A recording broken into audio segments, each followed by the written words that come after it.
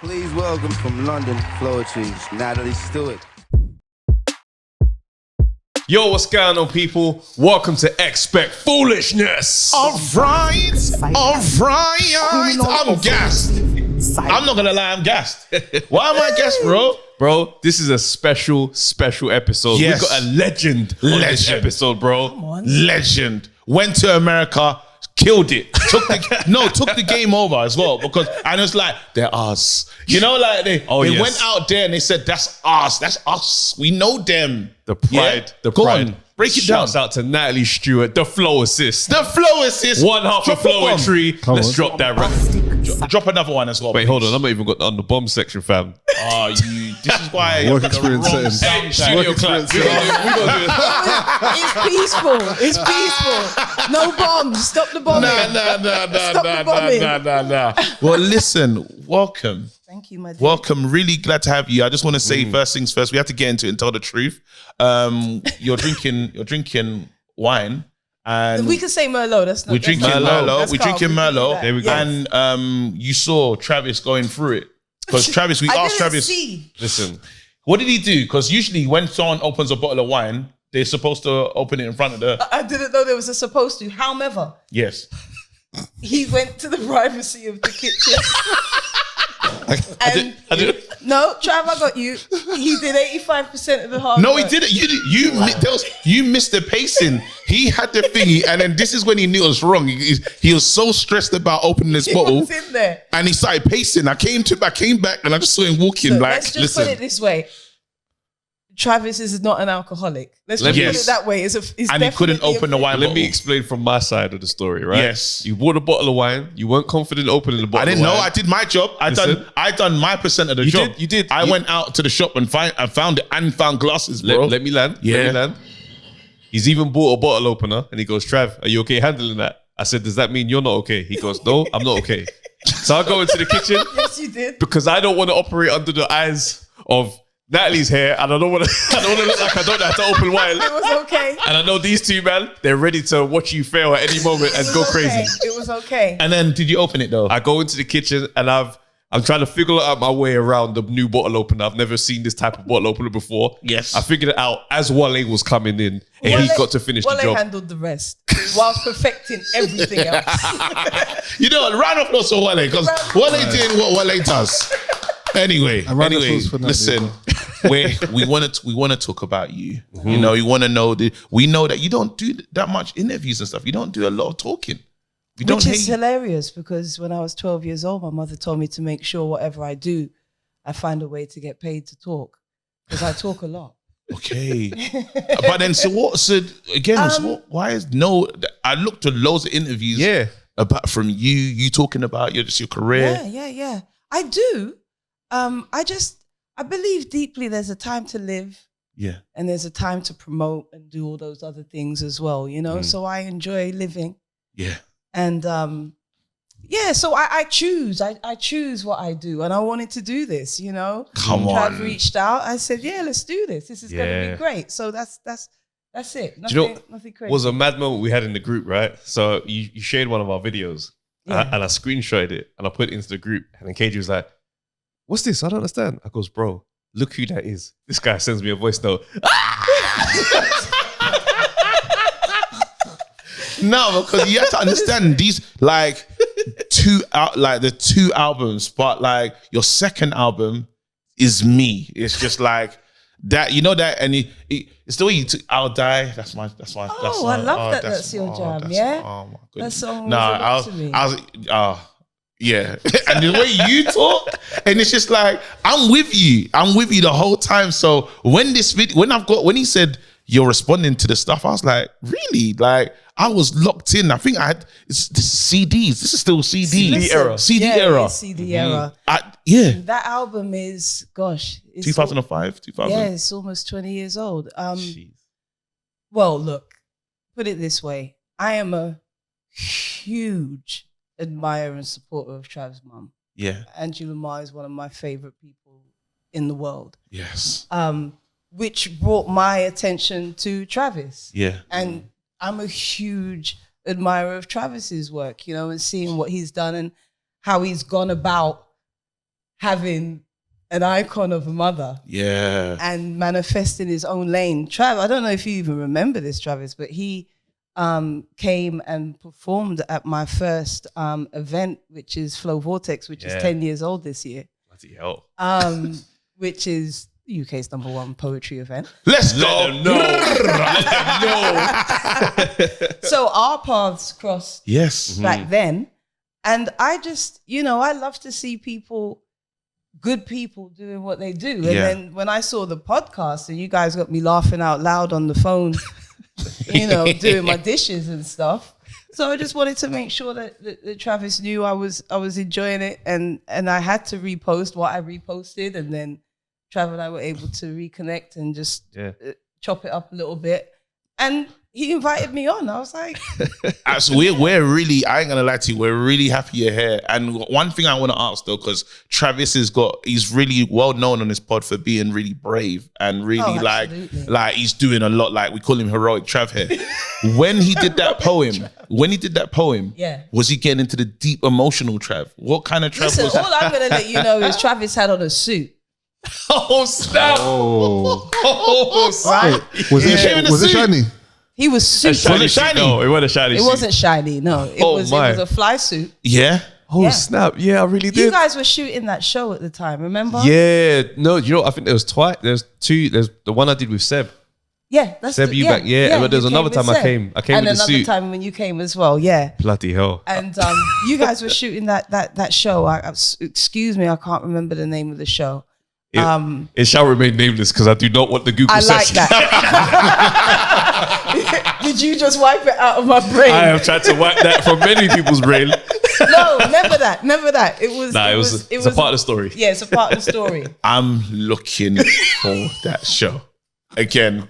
It's like that's just how it has to be. So he delivered. He was in a suit. He was heavy. Were people swooning? Was it swooning? Was it what kind of Listen, Flow vibe? Vortex is a very special event. Okay, yes.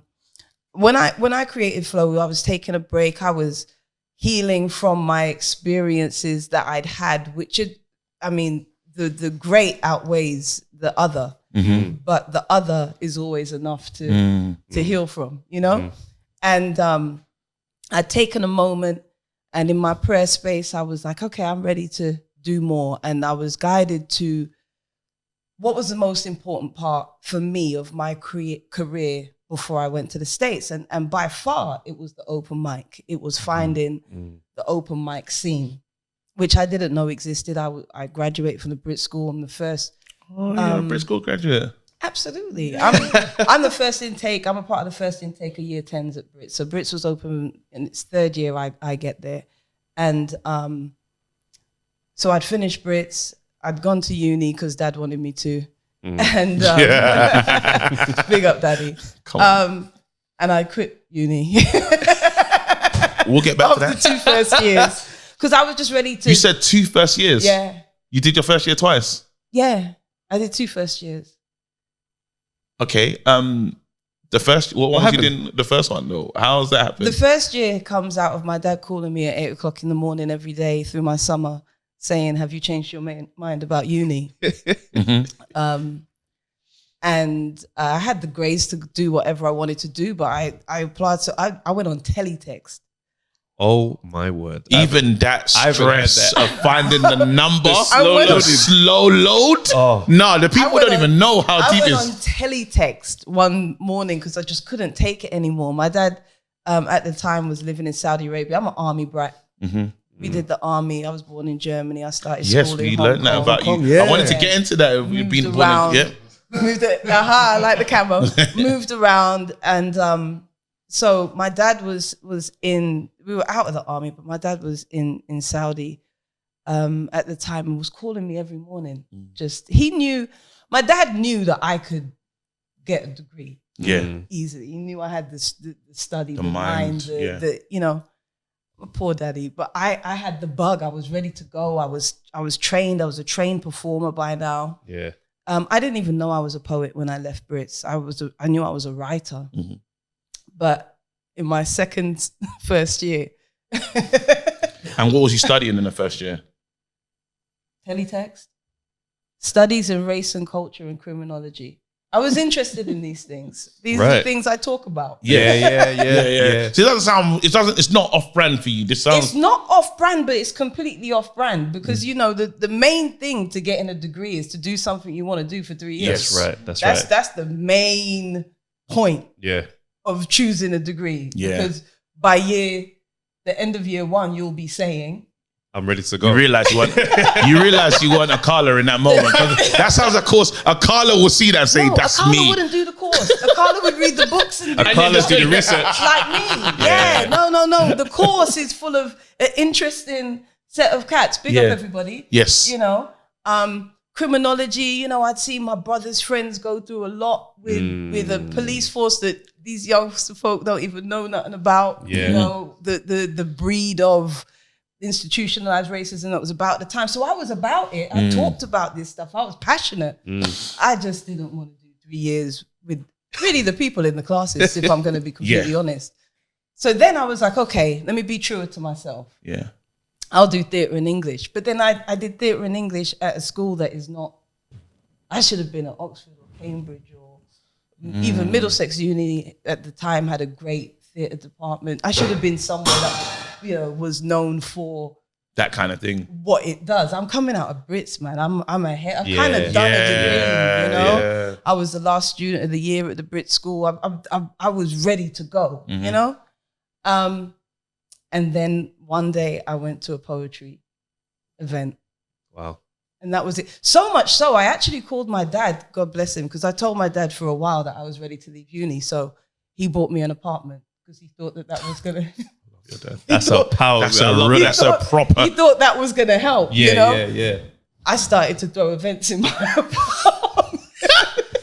Not the events, not the first venue. It became my first venue. I would have writing groups there, and I had a poetry collective called 3+1. We were just rocking up the place, and I called my dad one day, and I was like, Dad, I'm a poet.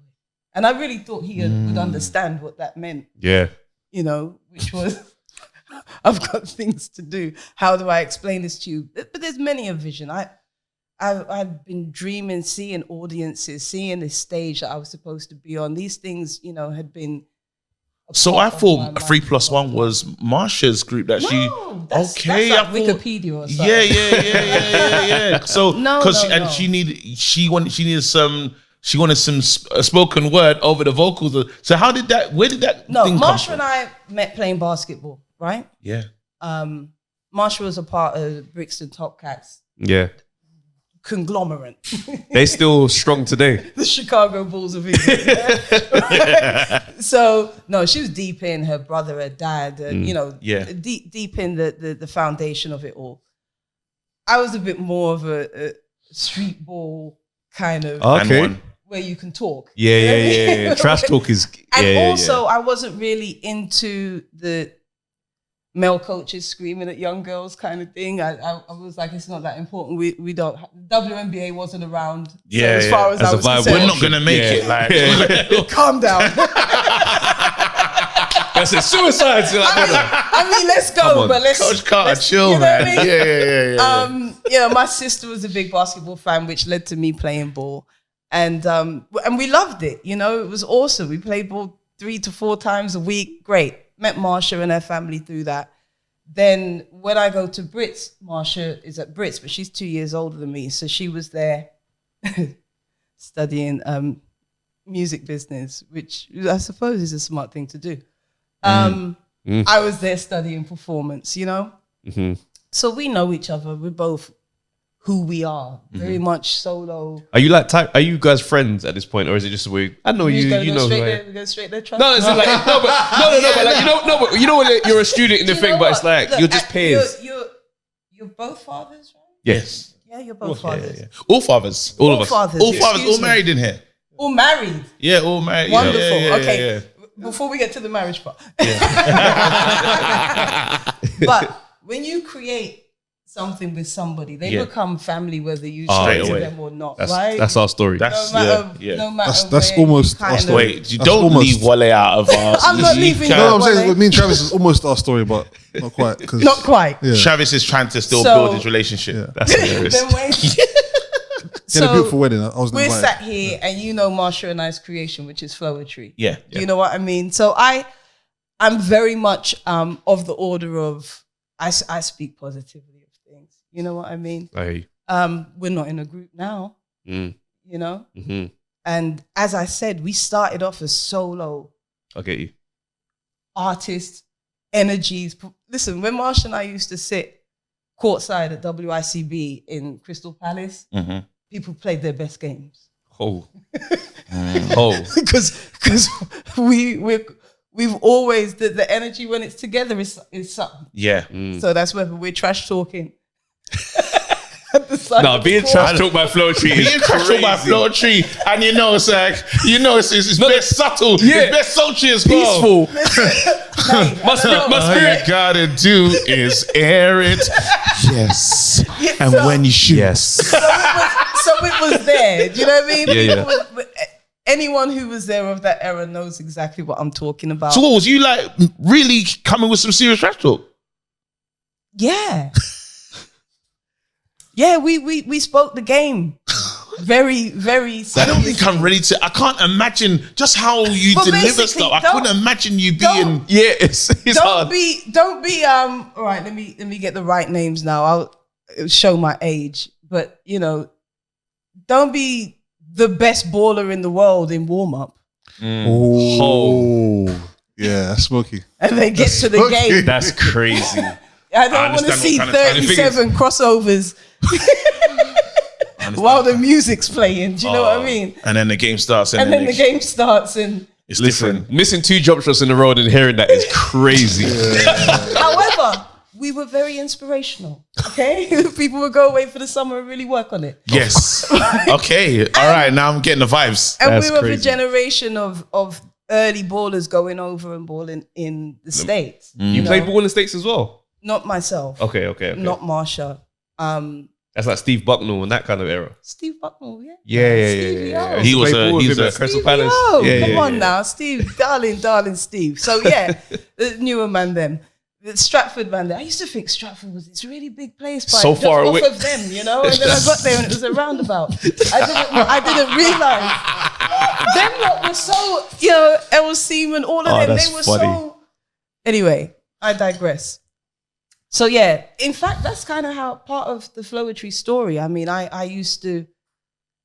wore many hats. I was road manager and manager and all this type of stuff, you know, getting all the art direction done, setting up photo shoots. I had this.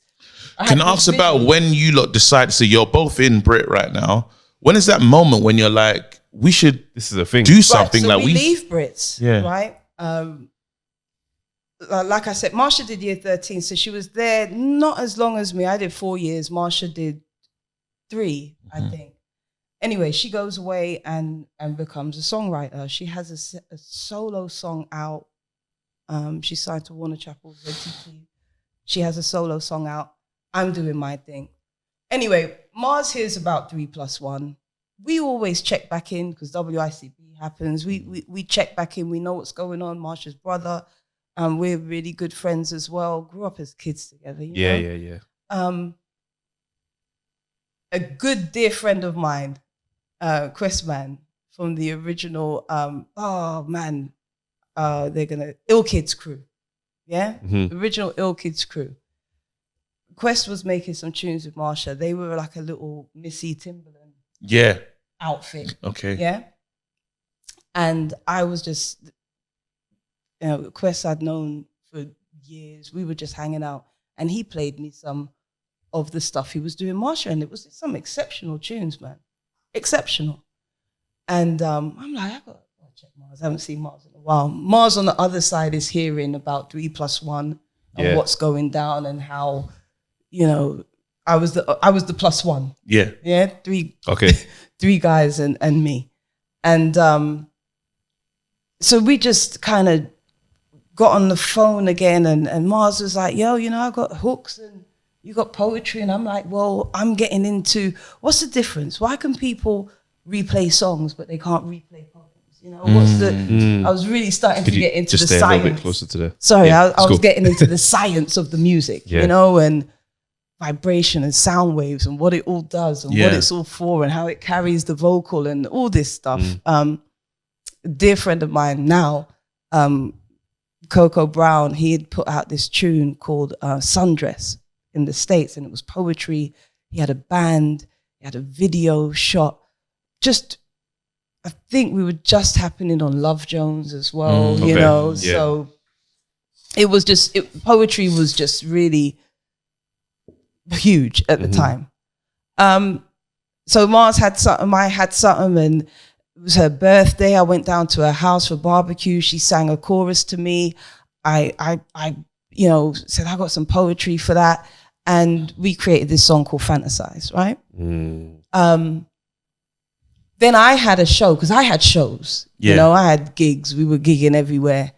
Marshall had shows, but it was a very fickle audience. Yeah. You know, the R&B crowd is very, what you got on? We're trying to do R&B in the UK, like, this is, right?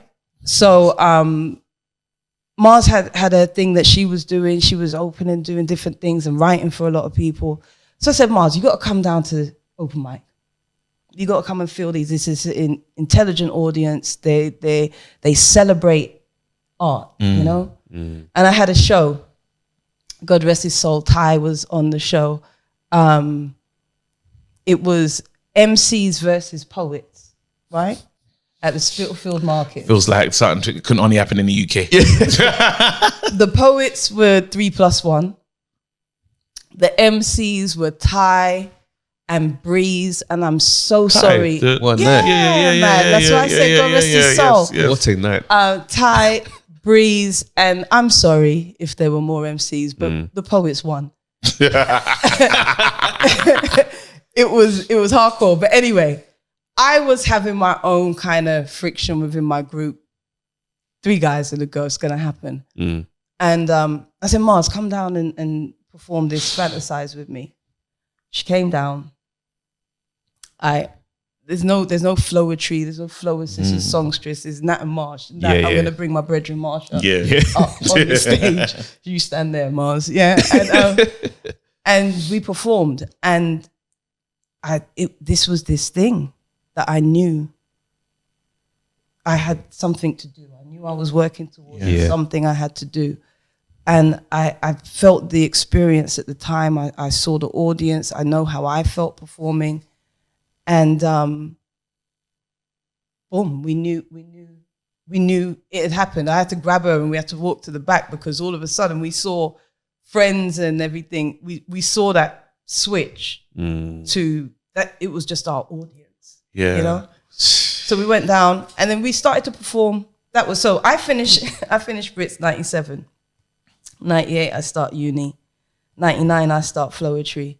2000, I booked Floetry 3 gigs in the States. April of 2000. because you lot just fly straight to Philly. Like if you look into the actual what's going on in the UK, so remember, this is a great time. 80s into 90s. I'm sorry, guys. I know it's big right now. Mobos, grime. I get it. Yeah.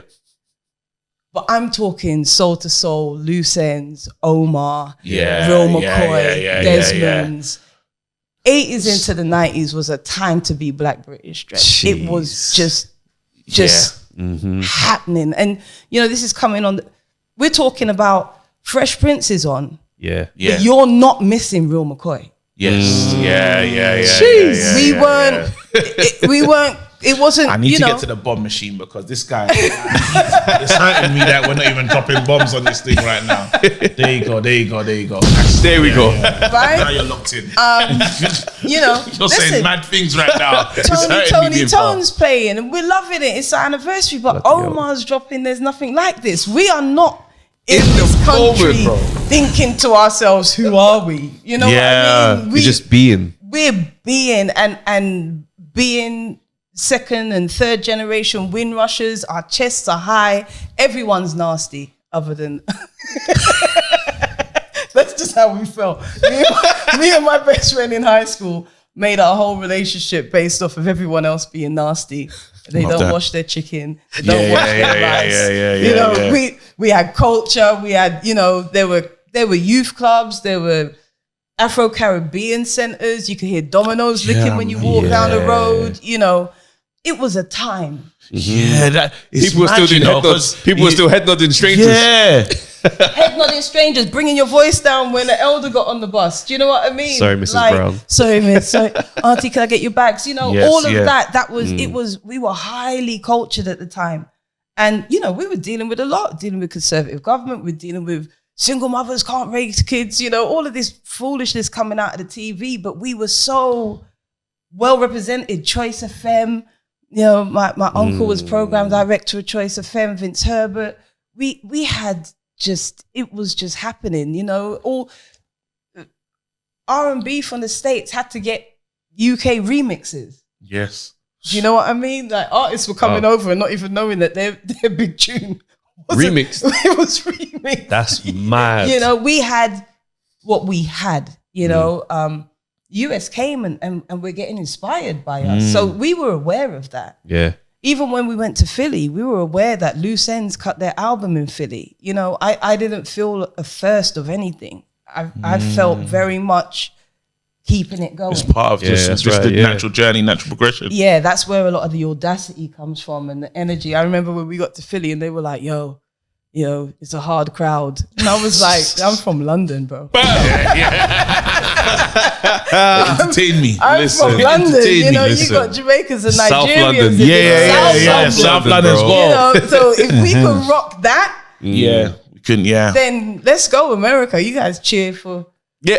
random things. You know, London don't cheer. You know? true. Oh yeah, we're gonna. So it's a serious place to cut your teeth, to be creative. You know, and of course, there's an aspiration to go to the States. I mean, the States is so inspiring, you know, from whether you're talking civil rights, whether you're talking mega greats, or whether you're even talking, you know, stories of people who stood up against certain states of oppression, you know. Depth of history is Depth of history is Because you land out there when Jill Scott is she making her first album? Or is that not?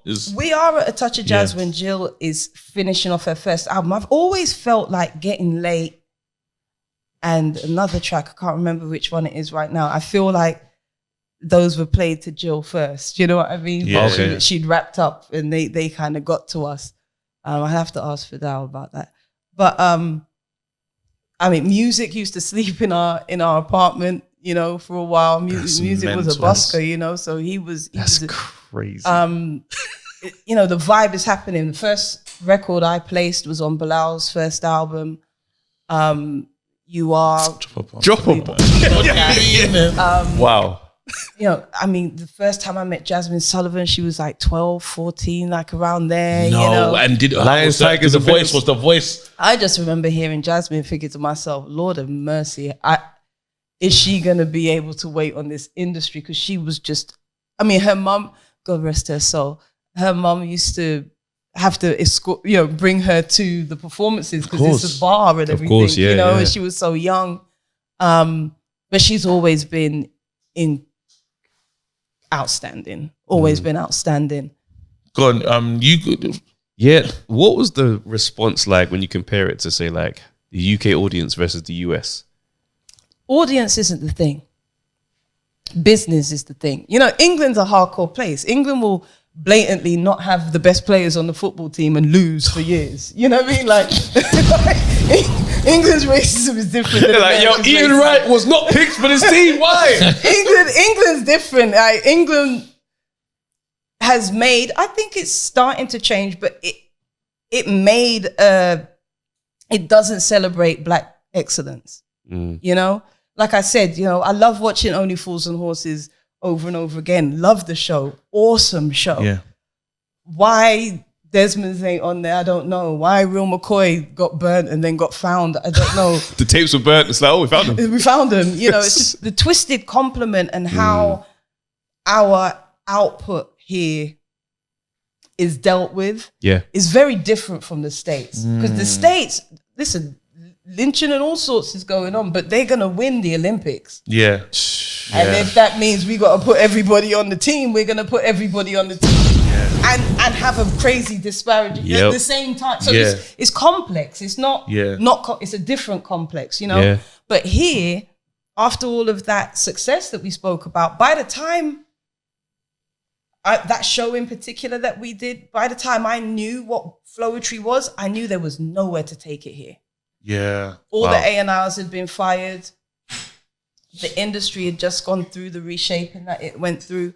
I knew I was guided. I knew I had to get to the States. The quality of what we had needed to go there. I knew there was a niche market for it, let alone, you know, when my first year of uni, Miseducation and Neo-soul and Badawism dropped.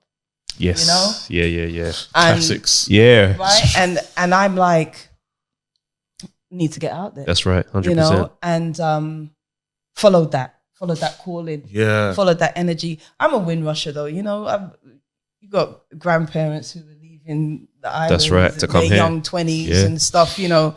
And I'm Did also, your army brat thing have was a about part to to say, play in that? Because absolutely. and it just even keep what you're saying and stuff, but have you got like a strong foundation of where home is? That's right. Since you've moved all over the It's place. Germany, Hong Kong, and then so like when you started, were you learning like you speaking Mandarin? Like is that Absolutely not. When you're in the British Army, wherever you live is England. Right? It's like going to Spain on holiday or something. Yeah. That's Done right. this stuff. Based on your parents can take you into as much as they want of the culture. But look, my mum was playing Burning Spear in Hong Kong. You know what I mean? She's the type of woman, she'd find a way to make ackee and sausage wherever she is. You know what I mean? So we... fried rice and peas? Like, that's just culturally... Yeah. My mum's like a selector, you know? Culturally, the music... the identity. And we would often be the only family. We went to a set of schools once where I was the only black kid in the primary school, my sister the only black kid in the junior, my brother the only black kid in the secondary. But we were cool with that. Yeah. The only black in the village. Come on. Yeah. Like we worked that thing, you know? Yeah. But we knew that our parents, although they were both born in Jamaica, we knew that London was Got you. their base. Yeah. Even though when we lived in the UK, we lived in Arborfield, we lived in Peterborough, we lived in different areas while we were still in the army and stationed. But to talk about I've got this spiritual 7 going on. So I'm 7 when I moved to London. You know, 14 I go to Brits. You know, by 21 I'm in the States. My mum said I was born in Germany, but I was only there for like 12 days. Okay. And my mum had this newborn baby in her hands, and she says, I come from orators. There's nothing better than someone telling you your story when you're little and letting you know Where you are. that you're important, you know. And so I had this familiar story where my mum was like, she had me on the plane at 12 days old, and she was like, this one's gonna travel, you know. Wow. So I'd grown up knowing that, and we traveled a lot, changed houses a lot, moved a lot. I was big on walking into a playground and doing a quick read, like, you know, who's my friend's gonna What's be? the temperature? Who's good? Who's heavy? I like people who are good at stuff. Do you know what I mean? And that type of energy. So by the time we moved to the States, it just feels like natural progression. we move. We as a Windrush descendant, if it's not happening where you are, Go You and see move. where. Absolutely. you know, nothing stops you in that way. So that was how I felt. And I felt like we were moving to my auntie's house. You know, America, you got so much It's a warm feel. American influence coming up. You know, I mean, the music, the movies, the history books, you kind of go almost like you're surprised that they don't feel like that about about your Black story. Britain and things like that. You're Yeah. surprised, but you know so much. I mean, Marsha, she's Liverpool, a lot more American influence, American bases out there. So she was really like about that American life. She really, really. Me, after a while, I'm looking for a packet of prawn cocktail crisps. You know what I mean? Like I love it and HP everything. sauce, brown sauce as well. After a while. Yeah. I remember one time sitting in my apartment, Apple was all new, all the gadgets and stuff, iTunes, and something in me, I was so happy. So I was so happy I didn't even understand that I was homesick because I was doing what I wanted to do. Yeah. On another level of doing what I wanted to do. You know, I took Floetry to America in April. We were signed by November. We were in the studio with Michael Jackson by March, you know. That's mental. And drop a bomb, please. Yeah. Right? You know, go on. Because we need to get to that part. We got to stop there because I remember we put up the story, the Prince and Michael Jackson beef. Yeah. And you sent me a message and said, I've got my own story to tell about Prince and Michael Jackson.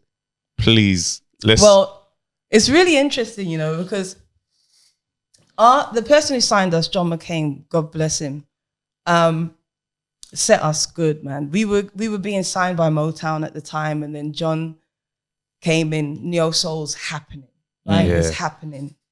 So when you got a movement like that, labels look for their ones, right? Their artists, right? And Erica, D'Angelo, Maxwell, Indy Irie, they were all at Motown.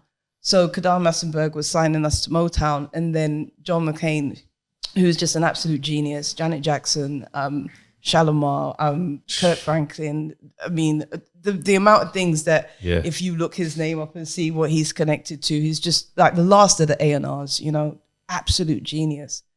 And so we're working at A Touch of Jazz. I've referenced Fresh Prince a lot. I used to watch Fresh Prince all the time. Oh, that's the show. And now I'm at A Touch of Jazz, which is DJ Jazzy Jeff's production company, you know. So Jeff calls us in and he's like, look, I've got someone on the phone. This is John McCain with None the Wiser at the time.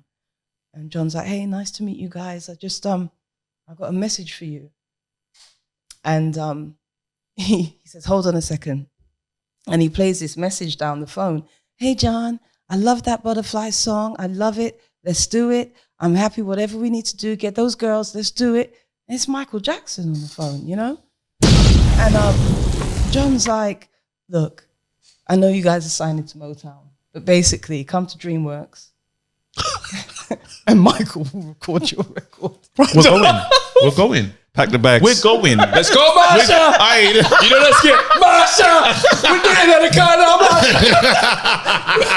right?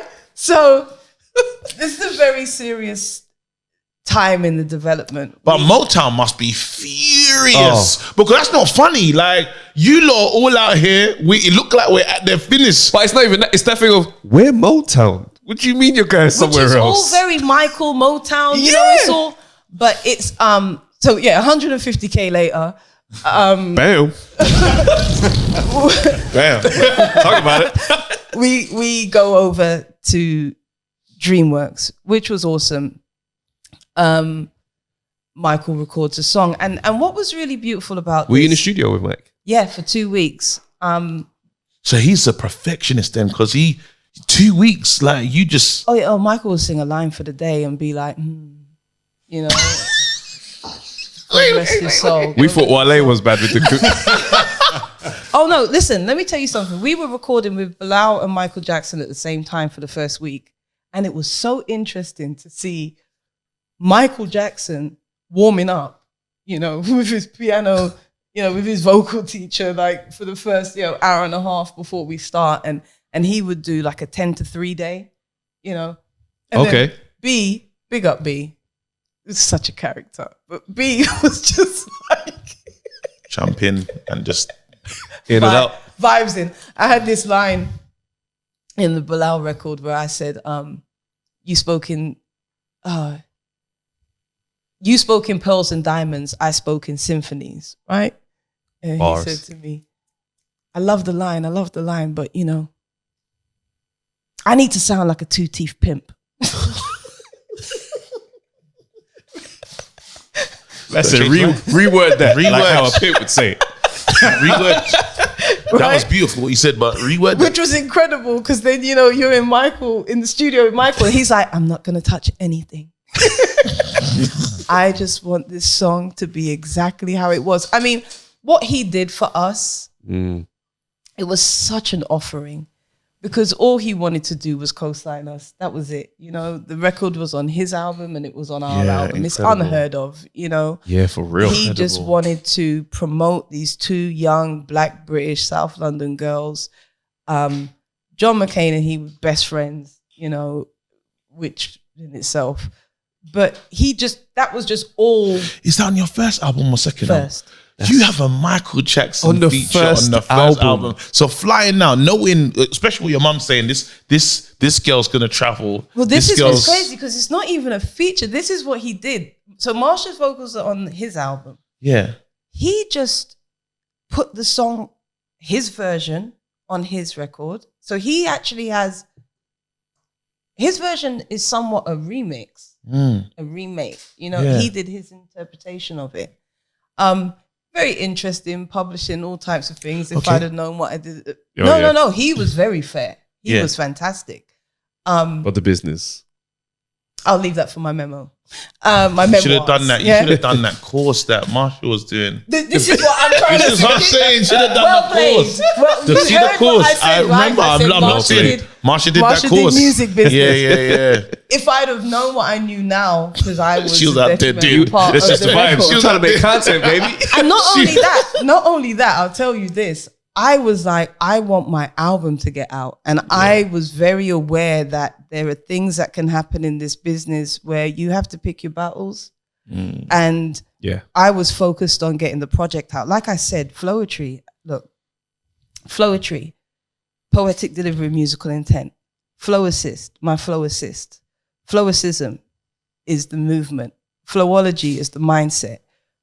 Floetic is the phonetics. This was my brainchild. I'm losing sleep over this project, you know, music, song, melody, adding the poetry. The poetry is important. The content, be the difference you want to see. Music's going very like stripper credentials and murderation. You know what I mean? Be the difference you want to see. What do you want to add? What do you want to say? You know, that's what I felt my calling was. So I picked my battles, and it's calm. You know what I mean? Like I said, if I know what I knew now, I would have overstood. And a lot of people at the time, you know, production and teams were like, "Are you crazy?" You know. But I kind of, it feels good. I want to ask more Michael Jackson. Okay, let us. You played us something when you came. I thought you'd like this. Again, we have to hear like I said, because of what you were talking about.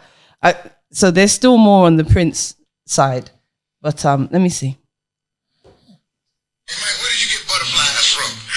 Well, butterflies was these two girls named Floetry, and they came with the song, and we kind of worked together.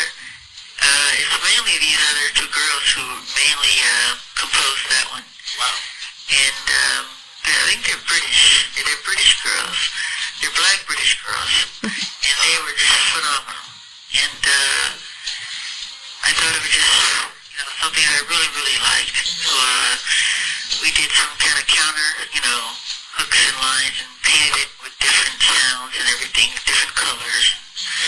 And so we produced it, and I produced it, and just created something that was just acceptable. And it ended up going on the album. That is that's mental. That's mental. So it took me some years to realize, right, as I started to understand the Michael and Prince, God rest their souls, legends, man, thing. Yeah. So obviously, us getting Michael showing the interest that he showed, my publishers reached out and were like, Prince has got a record for you. Oh. We were like, huh? Anyway, these times there, because you're now signed to DreamWorks. In association. Michael's friend is kind of there's a link. Co-signed, yeah. yes. Michael's put his record out before us. Yes. Right? So people know about Butterflies. Floetry wrote Butterflies, right? That's what a rollout. Oh, sorry, Andre Harris. Andre is just the other day that Usher Super Bowl. Yeah. 3 of Andre's songs were in that. It started with Andre Harris's songs. Touch of Jazz, just an amazing squad of producers. We're the only album that was made. Floetic is the only album that was only made at a Touch of Jazz. So Jill was a Touch of Jazz and Axis and, you know, kind of the Philly squads, but we were, every record on Floetic is either Andre Harris, Vidal Davis. I should have probably started actually, excuse me. Darren Henson, Keith Pelzer, Andre Harris, Vidal Davis, Ivan Barrios. And Carvin Haggis didn't actually have any songs on the record, but was Carvin is Music Soul Child, and you know, Carvin Ivan. So it's the only album that came out of that staple production house period. Jeez. So yeah, Prince sends us. You get like this code. This is early email days. Yeah. You know what I mean? And you had to type this code in, then it put you into this vault, and literally on the computer, this vault opens up. You know, and there was this MP3 file, you know, and he had written this song for us, you know, it had the poetry at the beginning and Snappy. and all of that. He got your whole flow in there. Yeah, no, I'm serious. He sang all Marsha's parts. Anyway, we had met. We didn't cut the song. It was over. Like the record was done. But it was the beginning of this relationship with Prince, which was amazing. I remember at the first Grammys that we went to, the first Grammy. So seven Grammy nominations for Floetry. I just won my first Grammy actually this year. As a part of JIV's spoken word album. So there's now a spoken word Grammy. I'll talk about that. But yeah, Trailblazers. Winning.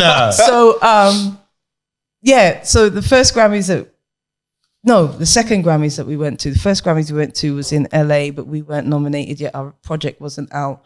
We went to support Jill Scott and the Touch of Jazz. But the second one, which was in New York, we were at this Roots after party.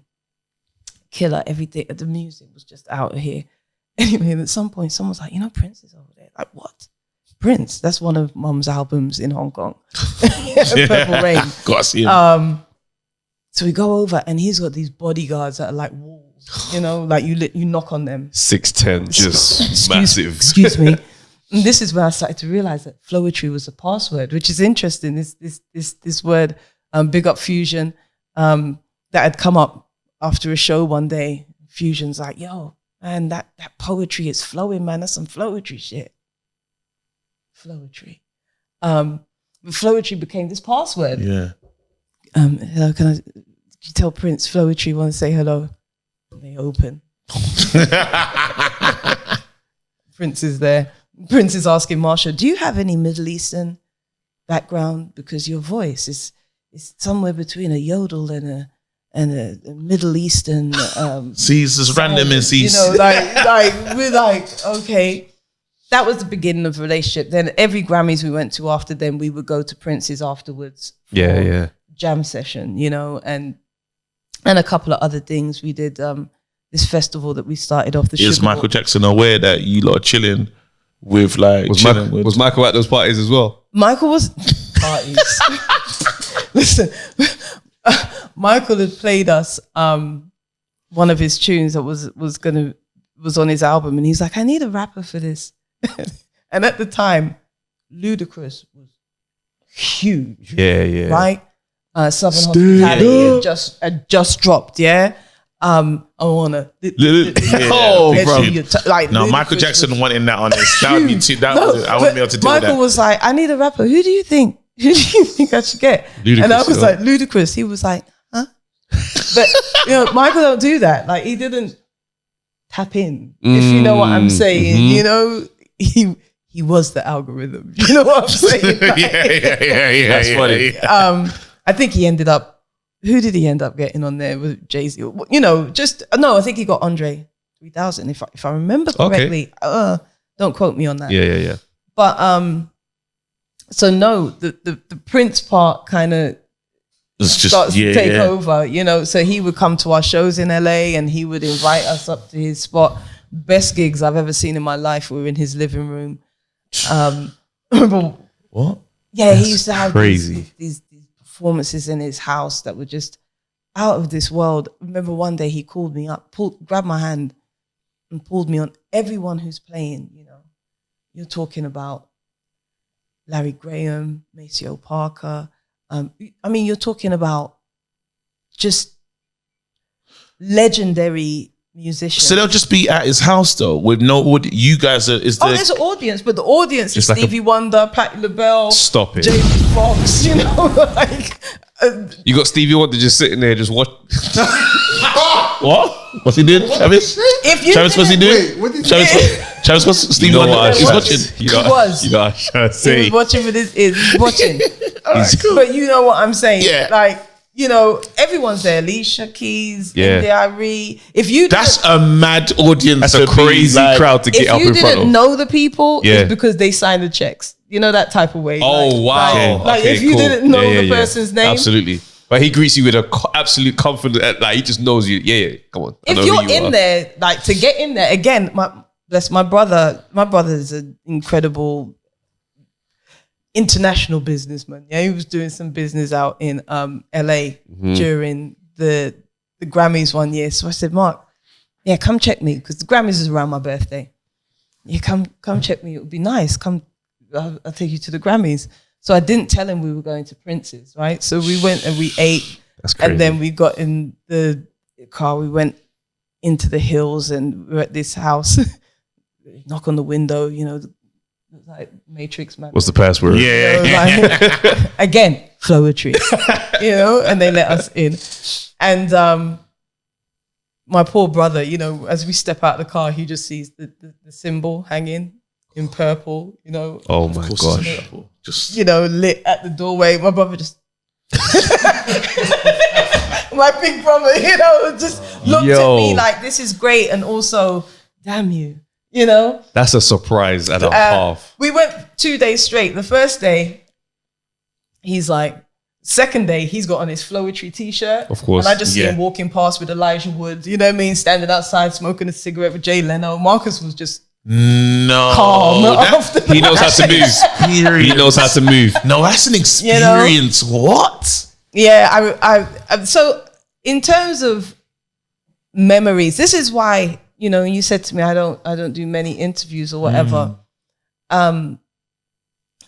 It's such a rich life, you know. Yeah, I've been blessed in a way where I can't even articulate, and it's not over, and it didn't start with Floetry. Like I said, you know, I've done things in my life before all of that, you know, as a child, in the moving, the army, my family, my unit. It's such a blessed life. So really all of this is just my relationship with the Most High, all of it.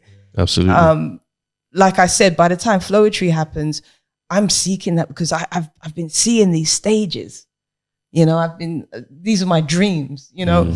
I was the same age as Rudy Huxtable, right? So I used to watch Cosby Show, like, where's my show, you know? And then Brandy's birthdays, like the day before, Brandy and Leah, Usher, they're all my year, 79, you know? I always felt that there's something that is mine to do. Yeah. Right? Yeah. There's something that is mine to do.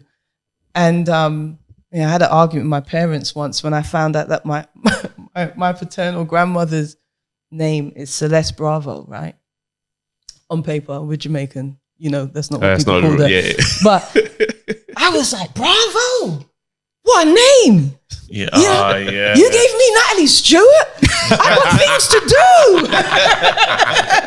do! You know, but there was always that, always just been a performer, always You knew so that you was destined for the stage. moving in that, but also destined for the stage, but destined for life though. That's right. You know, because I'm not, I swore to myself as that happened, because we're talking about the first couple of years, you know, there's more.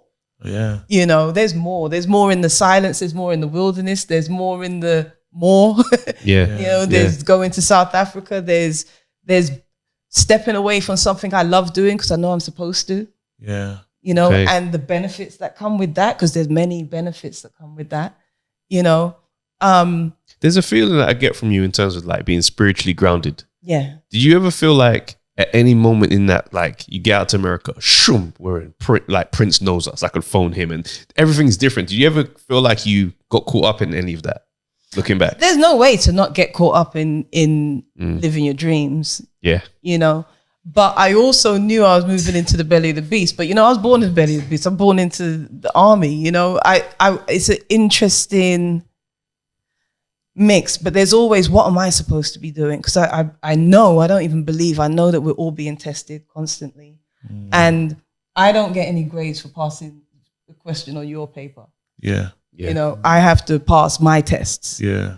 And at a certain point, especially in a group setting, that can become interesting. Because if your paper's like, my answer to this question is hell no. If your answer to that question is, well, yes. maybe, then it can become. I ask about that then? I have to ask the question because I, obviously doing the research for this, I was looking at everything. I watched the Breakfast Club interview. Yeah. I Go watched ahead. that. I'd get, you must have seen it. Like Bits. So what do you call it? What was your, when you hear Marsha talk about the breakdown and how you two, because you broke up once, then came back for the business. You kind of were traveling separately. Then after there was another breakdown again. How have you been able to, what's your assessment of? Marsha signed a solo deal in 2006 with Dr. Dre. That's all that happened, really, you know, which led to Floetry. You could call it disbanding, but like I said, you have a kid. We have Floetry. Yeah. The record's still being played. Hence the reason we were able 8 years later to go on a sold out tour. Yeah. And then another, if we booked a tour tomorrow, it would be sold move. out, you know, so that's that. But it depends on where your piece is.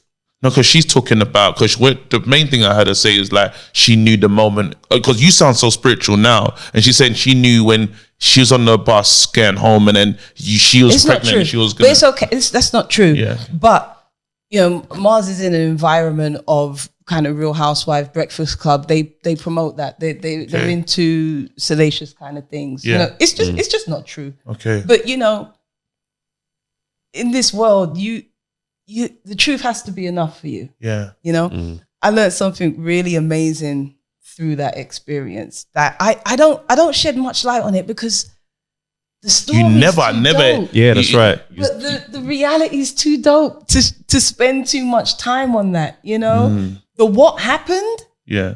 is out of here. 2 girls from South London, get out of here. Name me someone else. Name me someone else who's worked with Michael Jackson, Earth, Wind and Fire, Prince, Patti LaBelle. Name me someone from the UK that you know I can't. that has done that, you know, that is, I mean, literally. So I choose Yeah. the truth and I respect that. choose the blessings because I can't frown on that. And sometimes things just end, you know, Yeah. and sometimes people aren't happy with just that. Yeah. And if you're kind of promoting to that audience, you may want to, come on, everyone remembers in school. Do you ever remember coming back from a school holiday and Saying the teacher saying, you know, what did you do for your summer holidays? And you're fine with the fact that you went to your auntie's house and was with your cousins. And then the person in front of you goes, we went to Cyprus and we did And then France. And then, South of and then, France. and then it makes you, you know. how was my trip? But if, as you grow in your confidence of Yeah. yourself, then you know that South of France trip ain't got nothing on What I Auntie's do with house. my It was family. me and my cousins. watching We stayed up all sunsplash night. videos at your auntie's house. Do you know what I Yeah, mean? yeah, And go yeah. into your, whatever was for you, you know? That may be your story. Yeah. You may feel that you need to Yeah. say something more for the people that you're attempting to entertain. So I would never, I've never seen you Step do into it. that I've arena. never seen like. yeah, and I don't even want to necessarily step on Mars's toes in that way. You know, I like to speak about the truth. Yeah. And I like to make sure that little girls in South London understand what was actually done.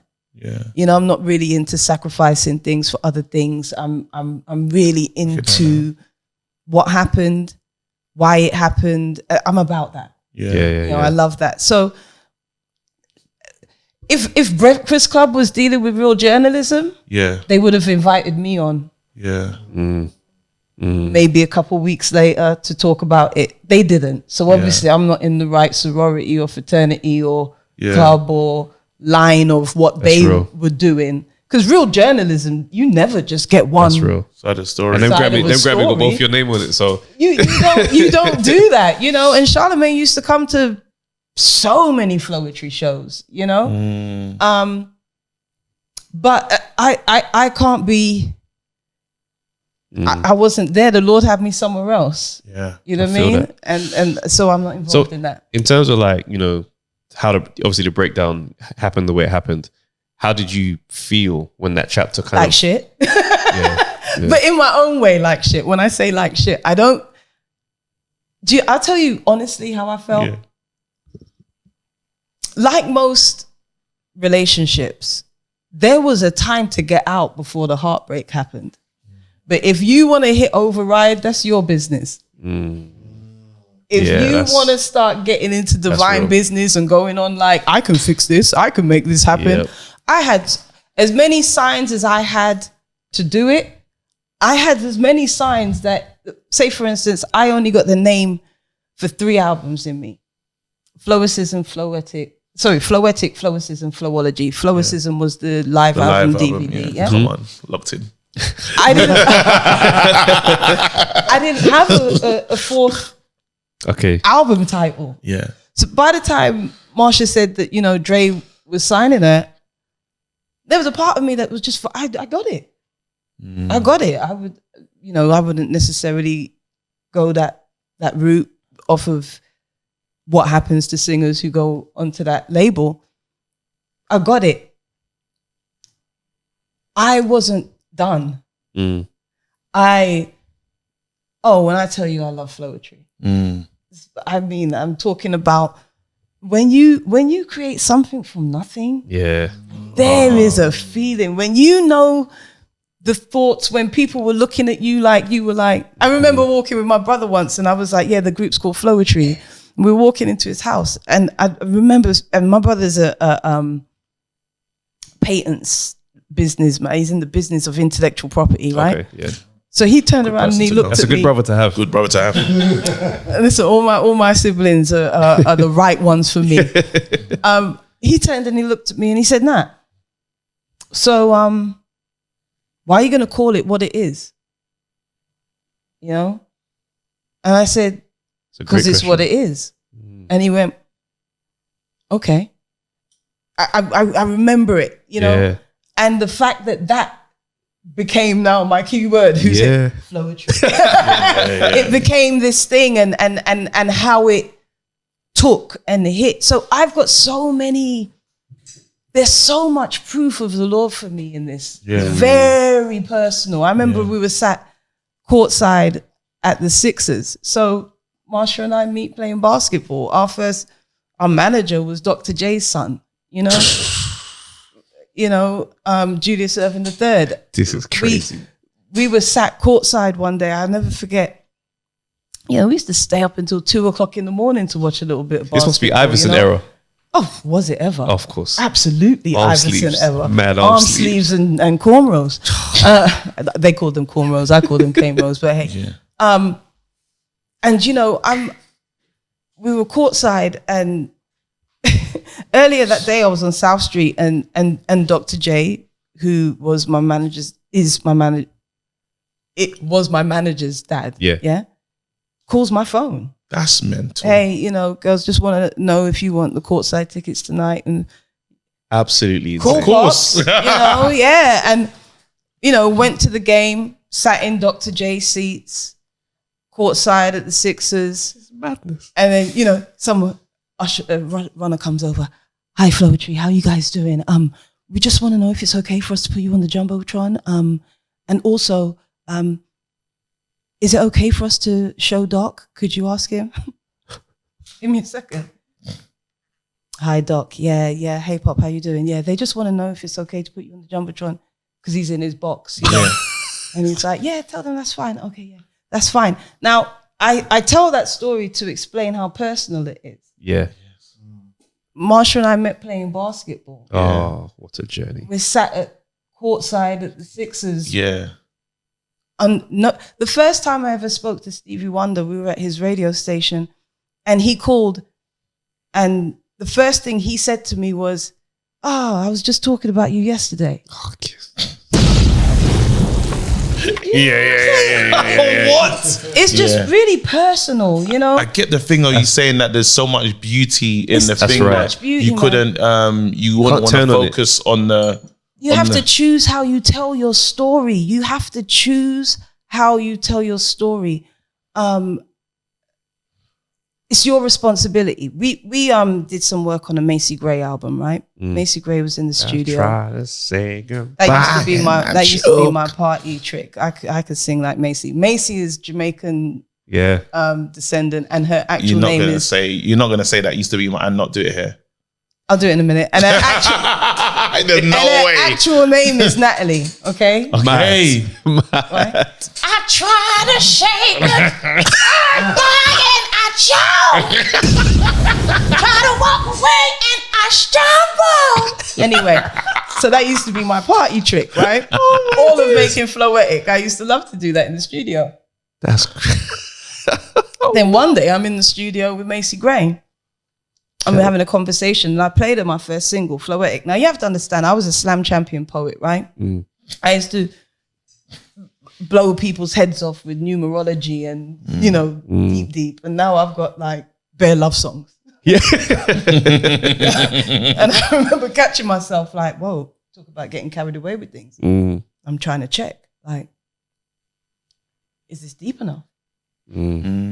Have I, you know, lost the part? So I said to Macy, I'm like, listen to our single. And I'm kind of watching her like, are you feeling what do you think? And she listened to it and she said, I love it, man. She said, but what does it matter that I love it? Like, what do you think? Why are you looking like that about your own song? And I love the song, you know?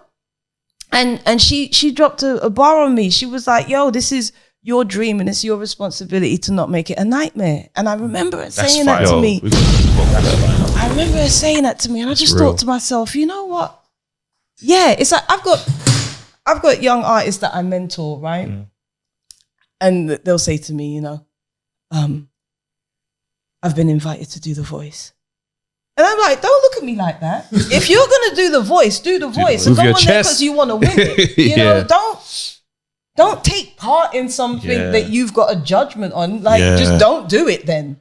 Yeah, you know, get out the way, let someone else do it. Yeah. Or if you're gonna do it, do it. You know why you're doing it. Love it. Like I always knew I wanted to make songs that I could sing when I was 60. Yeah. You know, I wanted longevity. I wanted, hence the reason, you know, I'm 21, 22 writing Hey You. That's right. Yeah. You know, course.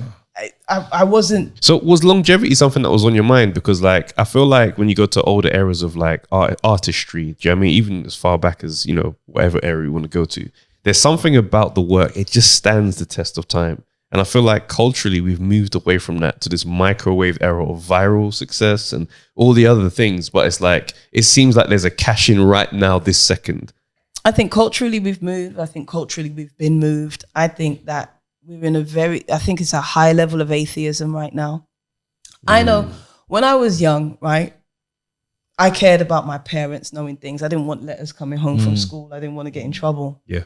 But I could outsmart and outwit my parents in certain ways because they were big people who had big people things to do and they can't watch you every second.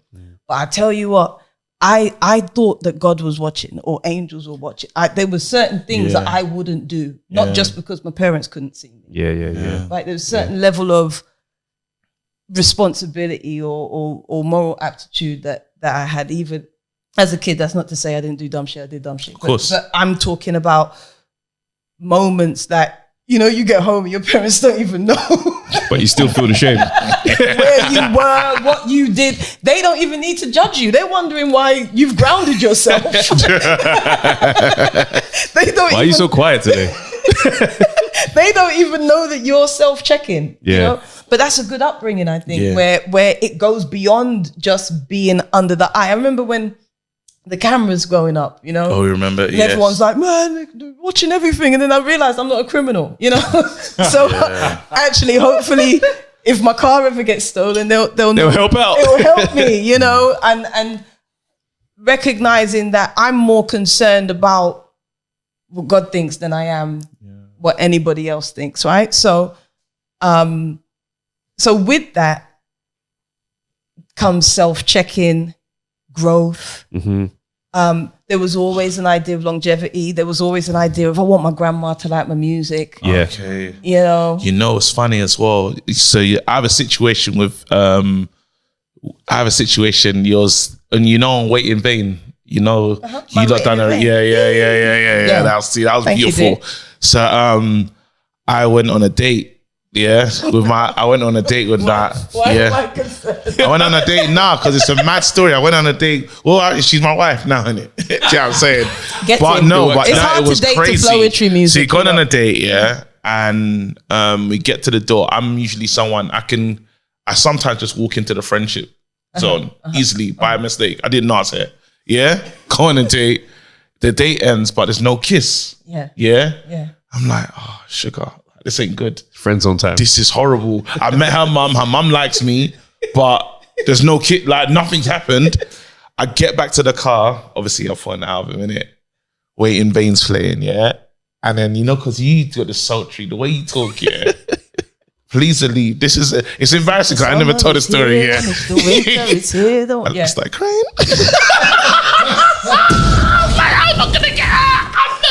Oh my gosh. No, I could hear her talking to me. It's just because and then you beat it.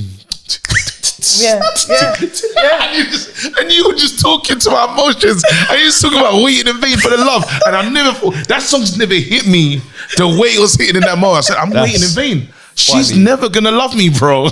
No, you know what? KG in that moment did not know you'd be sitting here with Natalie, right? To tell her that story. Big up Darren Henson and Keisha. Oh my, no. It was, again, that, for me, that's the last, I think that's that one of the last. That's Flowology. That's the last, I mean, obviously I have 3 solo albums after that, but that's the last Floetry album. Yeah. Oh my goodness, man. Raheem DeVaughn has the last Floetry song, Marathon, on his album. That was the last song that we cut all together, but Flowology was the last Floetry album. Would you just say, just on the close of the Floetry stuff, would you say that now you're in a place where you're healed from just everything that's journey in that thing there? And is there ever, because I know she's been asked a few times, but is there ever a time when you lot could probably, like, not like draw a line on it, but come together or just be? It's 2 individual people, so I'm only going to answer for myself. Mars is her own person, you know. It's drawn for me, it was drawn along, and I don't mean it's not neo soul beef talk, which is funny because we always used to crack jokes about that. Marsha and I used to crack jokes about that, and I didn't realize that we would end up being the neo soul beef, but we used to crack jokes about that, A neo soul diss track would be absolutely insane. It would be positive. I can't believe. I think you should look after yourself. Look how misguided you've become. Actually, I might have done it actually on one of my solo records, Soul. But anyway, there is no beef. Yeah. Right? Unfortunately, I think just because people love Floetry so much, and like I said, Floetry is my baby. Marsha was a solo artist before Floetry, and if you listen to Marsha's solo music, it's quite different from Floetry. Yeah. So I think there's a side of it where people just piss her off by going on about it so much. Yeah. I don't feel like I need to draw a line. I don't operate in that. Who am I? It's whatever the Lord deems to be what it is. Like I say, I have 3 solo albums. I'm putting a project out this year. I just won a Grammy this year. Drop another one. There's more work. I believe deeply that an artist has to live in order to create. Yes. Absolute truth. I can't. I learned a lot today. I'm not going to lie. I learned a lot. I can't, like I said, there was a moment where I accepted that what I knew as Floetry had run its course, right? just put it that way. And I sometimes you got to stop jumping in the way of bullets. When you're not listening to better judgment, like your conscience, the Lord, the presence of God, everything's letting you know. This isn't for you, right? It's going to go a different rate. And I remember sitting down thinking to myself, this is rock bottom, right? Because I was living, everything was happening, and I realized, shit, I got to go back to England. Love that. Family's there. Yeah. Wonderful. But we go back to the fact that I'm like, they don't celebrate Black excellence. And America felt like Narnia to me. Yeah, of course. Right? In America, I'm Queen. Yeah. Queen Floacist. So I got to come back and just be Natalie, Right, Natalie. How's it going, Nat? Get straight back into that, darling. Right, Nat. I'll cut it this straight. I'm the last student of the year at the Brit School. I've never had a Brit Award nomination. That's mental. I've got 7 Grammy nominations and a Grammy, and I've never had a mobile nomination. So that's interesting. This is just the reality of the thing, right?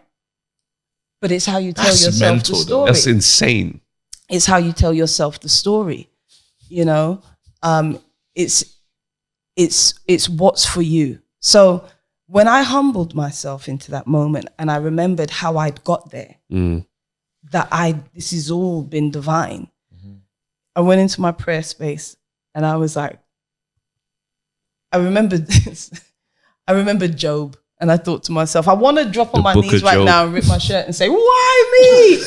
But I didn't want to get answers.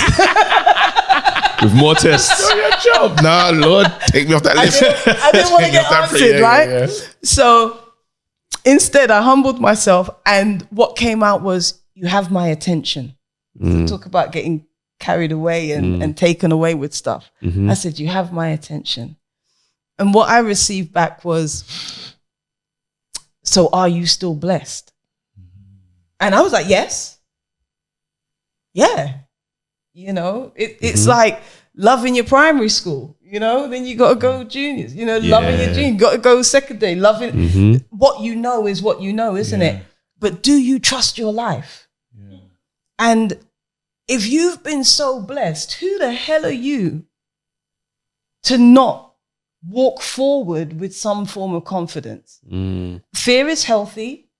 Upset is healthy. I believe that every emotion deserves to be felt. I really do. I think the worst thing you can do in your life is deny that you're upset or pretend that you're not. Like it's not that deep, man. It's not that deep. So I dealt with it. I dealt with the fact that I knew I was going to miss it. Yeah. I loved that, man. I love this. Listen, loved it. And if you ever came to one of my gigs, you would know that I loved it. I gave everything on the stage. I gave everything in the studio. I believe that you should create with intention, not expectation. I believe that expectation is where all the pain lies, So that's very real. I continued. I feel blessed to be an artist. I feel blessed to be a poet. I know as a poet, I can't just be in limos and go into award shows. I can do it. But if I'm not in my community, if my niece isn't better off of me being in her family, then what the hell am I doing? If all of my stuff just goes into me, then who the hell am I? So when the Lord said, go home, I went home. Now I'm saying it in hindsight. Yeah, the moment must have been the pain getting home. Yeah. I felt it's a real flight. It's a real flight. I felt the moment. I was mute. Yeah. What's going on? And then you've got all the people. England ready for Eddie the Eagle, man. Did you fail? Did you? And then you're dealing with people who have nowhere near your experience going. Talking crazy. One of my favorites is when people say to me, "You still doing music, yeah?" Kind of felt that. When you say doing music, what do you mean? Yeah. Yeah. But humility is great. It gives you more. I write every day or every other day, and I pour into people. So my artistry I always know comes around. So you get to my solo albums, you know. My first solo album, Floetic Soul, came out in 2010. I didn't even expect solo music. I didn't see it. You know? I had a ball making my first solo album. Breathe was all the healing I needed. Forever with Music Soul Child. These songs, I had more. Wow, great. I made my second solo album, Floetry Rebirth. I wanted to celebrate 10 years of Floetry, and I was going to do it no matter what. I'm celebrating it because that's what I believe in. I believe in that. So I celebrated it, you know? My third solo album, Rise of a Phoenix Mermaid, came out in 2014. Was there one that you did with your partner? Was there? Oh, I've got an album that we're just about to drop now. Yeah. Oh yeah, Oh, sick. very much so. And my, you know, even that, you know, my partner Robbie Maddox, former Stone Roses drummer. That's mental. The only black man who's ever been an equal member of a rock band. You know, MD for Rebel MC. If I get into, you know, he's 30 years deep in this thing. The blessed, he's a multi-instrumentalist, musician extraordinaire, but also executive, you know, producer, all them remixes we were talking about. Yeah. He was doing those, you know, into the 90s. He produced the opening and closing ceremony of the Commonwealth Games in 2012 in Manchester. You know, He's him. right? So in terms of the conversations that we're able to have, Just stay close to the mic still. excuse me, we're two anomalies Yeah. in that way. So the fact that literally when I met my partner in 2015 when I brought Floetry home on the first Floetry reunion tour, when I met him, I was like, that's why. And everything, the past, you know, the beautiful thing about the past is it's happened. Yeah. There's a time in life where it's happening and every day you wake up and it's God. it's still happening, right? It's still happening. It's still happening. And then one day it's happened, Yeah. Yeah. you know, and there's more. So I only see celebration. I only see achievement. I only see success. And I'm adamant to celebrate that. Good. Amen. Adamant. I've got a question. Given everything you've experienced on this journey, you know, with Floetry and the journey you've been on in life, like, you know, I look at me and KG, we've been like a partnership for a while. Before these pods go to a radio show, do you know what I mean? That's my brother. Do you know what I mean? And I'm not someone who aligns with people. I'm happy to roll on my own. What advice do you have for young groups, do you know what I mean, in general, in terms of like maintaining yourself spiritually balanced as a creative, your true to like your authenticity to your like your artistic voice, being on a path with somebody else and what that looks like?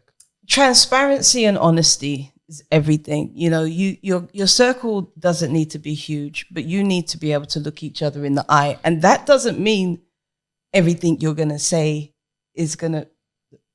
Marsha came to me one day and said, Dr. Dre wants to sign me. What that means to me and what that means to her, Two different things. Two different things. Two different things.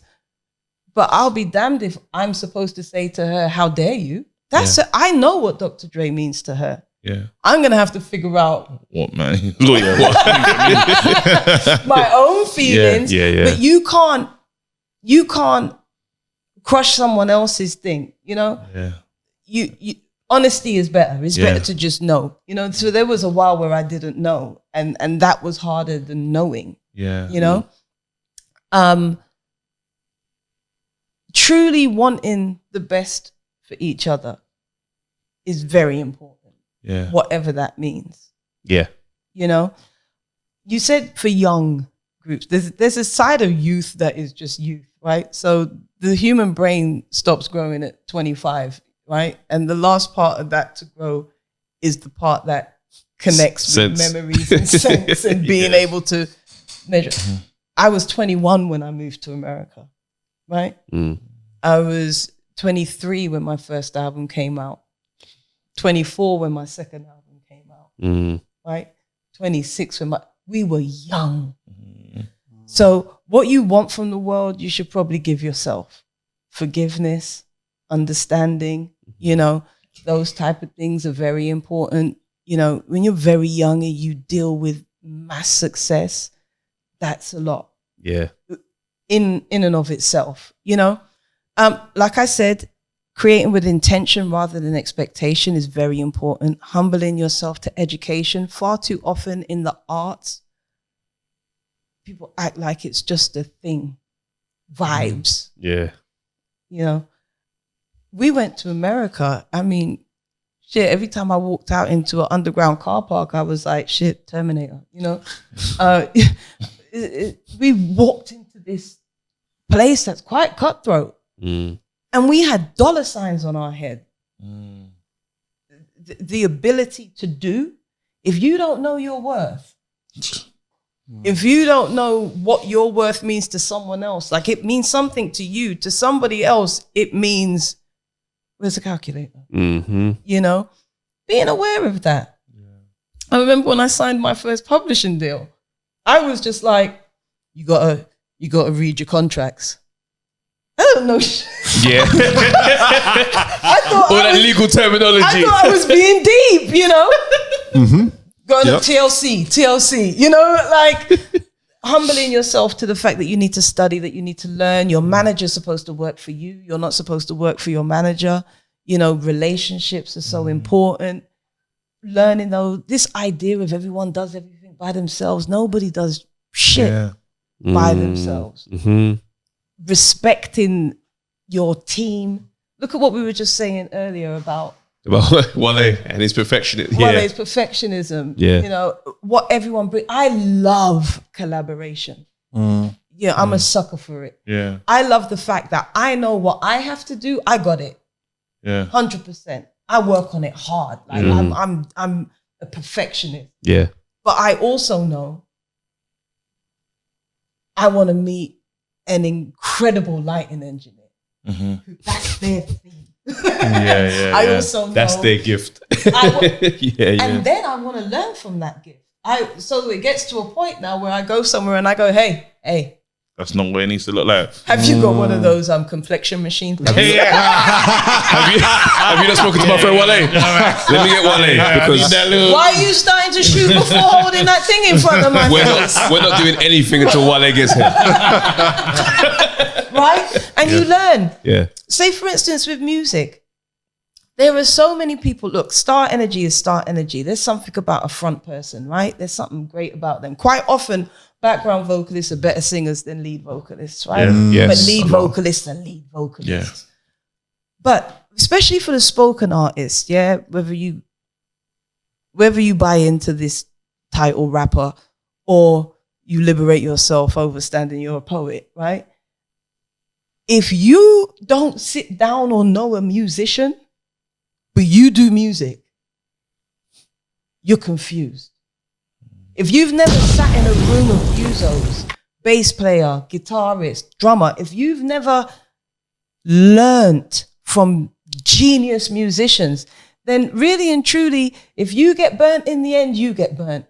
If you're not thinking about what it is to be in their world, those 10,000 plus hours that they put into mastering that, and you just want a DJ behind you, and you're going to knock out all of the, if you haven't learned and you haven't, I've had music go through me. My brother had a sound system, like for his CDT, I'm taking you back, his CDT exam, he made a speaker box. That's when they let us do madness. That's when they let us do with LED lights that go across the top and a line of judo on it. I remember it. A lion of judo, you know. The first time I held a microphone was on my brother's sound system, right? That's music. I said my mom's like a selector. That's music. My uncle was, this was destined. Yeah, absolutely. All I'm hearing is destined. That's all wax. When I started to work with bands, again, I know what I do. I'm a trained performer. I'm trained in in theatrical arts, but I'm trading performance, right? Take that very seriously. But I sat and I listened to geniuses, Eric Tribbett, Ty Tribbett, Terry Tribbett, Paris Bowens, God rest his soul, Tremaine Walker, God rest his soul, Dwayne, I can go on and on and on and on and on. Spanky, Boots, these people, when people say they love Floetry, we want to talk about Floetry taking America, the bands that I stood on stage with, Jeff Bradshaw, I can literally go on and on and on. The truth is enough for me. Yeah. The fact that they're a part of my story, that's not going to get lost. I'm not going to try and tell you some story about how I did everything by myself. You know? My last question, really then, and I wouldn't ask you what would you say to your young self, because you don't seem like someone that would do that. Like, learning from you now. I listen to my young self. I ask my young self, what would she say to me now? But go ahead. Okay. So, all right. That'll be the perfect question then. Instead, what's your young self saying to you right now? Because I know there's so much journey left. You know, there's so much more. Absolutely. This is not a finished story. Yeah, she's saying there's more to do. Where are your books?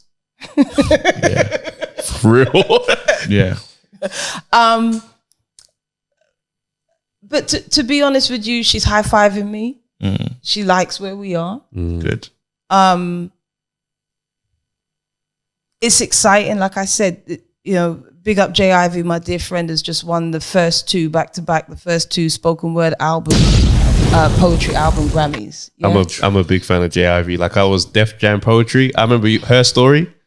Bro, I used to be tapped into Def Jam poetry. Like, people don't even really know about my spoken word side. Yeah, because you're hidden it from us. You hid it from us. I'm looking for that suit, bro. I will be going round. Listen, I say to the poets that I mentor, you need to look at stand-up comedians. You need to use the spoken word stage in the same way that a stand-up comedian takes the stage and tries out work. Tries it out until you get to your special, until you get to your show.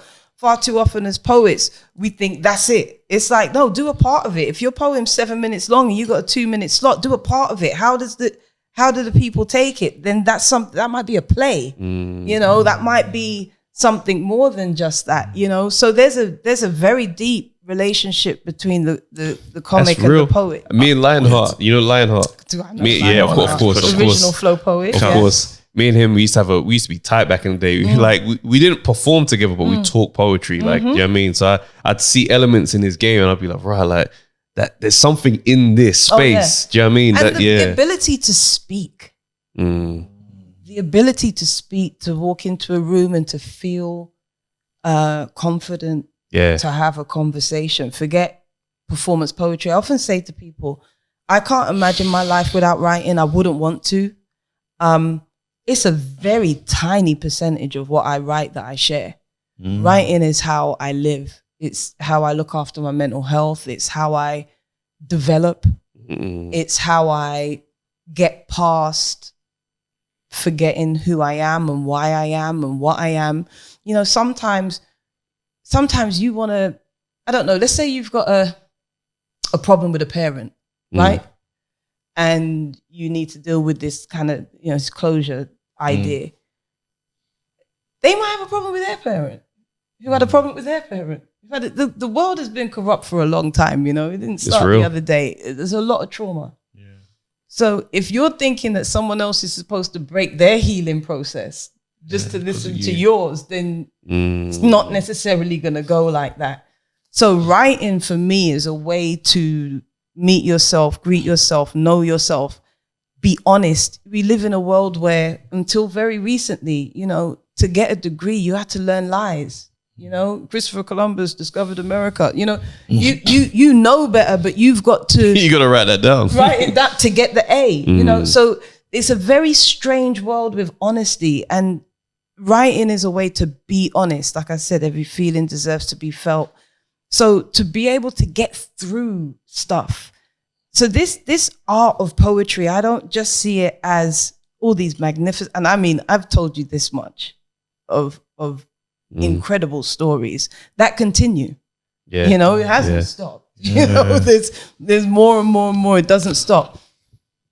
But to be able to be honest with yourself and to recognize the reason why these things are called God's gift is because they are gifts from God. And what are they for? As I say to the poets I mentor, you are your first audience. If you think you've written a poem because the world needs it, then are you not part of the world?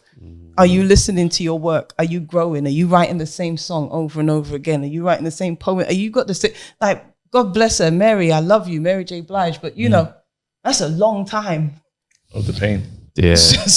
That's a really, I didn't That's a want lot. that for myself. And again, I salute you, Mary, you know, doing her thing. But don't you want to get to the end of it? I used to, as a kid. And she's got happy and people wanted to go back to They wanted her back in the sad era. Listen, she is happy. She's Yeah. a successful human being, you know? But people ask for the same thing. Look at Amy Winehouse, God rest her soul, you know? Yeah. You want me to sing the songs about becoming an addict. Yeah. That's real. Yeah. And then you want me to get past it. Well, here's my new stuff. No, give us the pain. I don't believe in that art comes from pain. Art comes from worship and celebration and rejoice and survival and making it through and being on the other side. And I see myself as a solutionary. I look for solutions. We can go down into the muck, but until we get to the everything's gonna be all right bridge, I'm not done. Amen. We have to, on that note, we have to do let's do the studio clap, man. Literally, thank you.